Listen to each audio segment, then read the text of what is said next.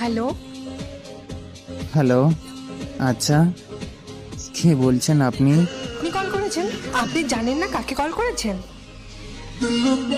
না ম্যাডাম, আসলে আপনার নাম্বার থেকে আমার ফোনে মিস কল এসেছিল। তো কথা বলবেন না, ওকে? আমি কাউকে মিসড কল করি না। তাহলে আমাকে কি ভূতে মিস কল করেছে? আর হয়তো কোনো কাজকর্ম নেই, এভাবে মেয়েদের বিরক্ত করে আপনার কাজ। বাপের হোটেলে বসে বসে খান আর এভাবে মেয়েদের বিরক্ত করেন।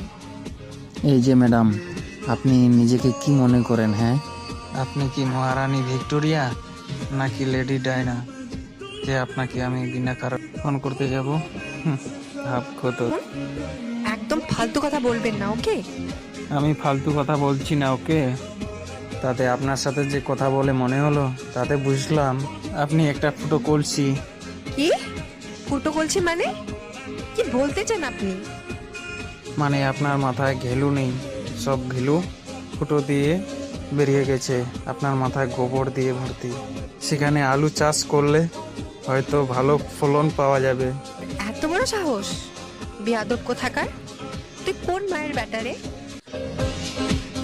এই, আমার মাকে টানছিস কেন? যা বলার আমাকে বল। ওই, ফোন ডান। তোর মতো ফালতু ছেলের সঙ্গে কথা বলতে চাই না আমি। আর কোনোদিন এই নাম্বারে কল করবি না। তোকে কল করতে আমার বয়েই গেছে। তো খেয়ে দে, কোনো কাজকর্ম নেই, বাড়িতে বসে বসে সারাদিন ছেলেদের মিস কল করিস। ওই দেখ, একদম বাজে কথা বলবি না। তুই কিন্তু লিমিট ক্রস করছিস। খুব খারাপ হয়ে যাবে কিন্তু।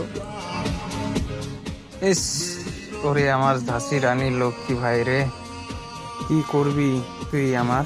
বেশি বাড়াবাড়ি করিস না, নইলে তোকে বুঝিয়ে দেব আমি কি করতে পারি। থাক থাক, আমি না ভীষণ ভয় পেয়েছি। ছেড়ে দে মা, খেয়ে বাঁচি। তোর অকাত জানা আছে বুঝলি, কিচ্ছুই ছিঁড়তে পারবি না তুই। বরঞ্চ বাড়িতে বসে বসে মশা মাছি মার। স্বচ্ছ ভারত মিশন, মোদি তোকে মেডেল দিবে। তুই কিন্তু বক বক করেই যাচ্ছিস। দাঁড়া, তোর নামে কেস করব। পুলিশ তোকে খুঁজে বের করে ইচ্ছে মতো খেলাবে। তখন বুঝবি কত ধানে কত চাল। আরে টুনির মা, যা থানায় যা। আমার এই সিমটা না তোর বাবার নামে কেনা আছে। মানে কে বলতো তুই? আমি তোর বর। কেন রে, চিনতে পারছিস না? আমি আবার কবে বিয়ে করলাম? বর আসলো কোত্থেকে?